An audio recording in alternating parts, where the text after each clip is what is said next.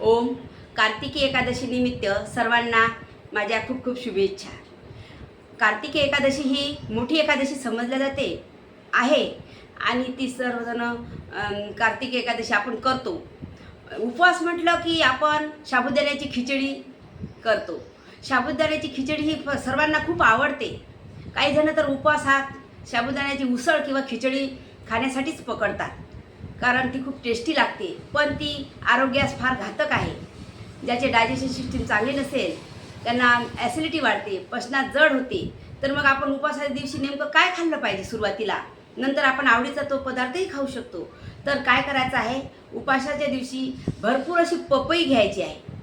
पपई ही पोटासाठी फार चांगली असते. सर्वात प्रथम पपई घ्यायची याप्रमाणे मोठ्या कटोरीवर पपई, डाळिंब, मोसंबी, संत्र आणि दही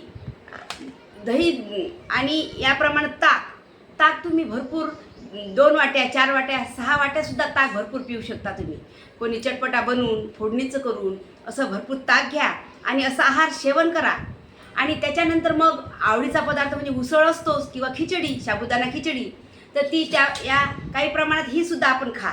म्हणजे या फळामुळे ते रेचक होते आणि तुम्हाला साबुदाण्याच्या उसळ खाल्ल्यानंतर त्रास होणार नाही, डायजेशन सिस्टीम तुमची बिघडणार नाही.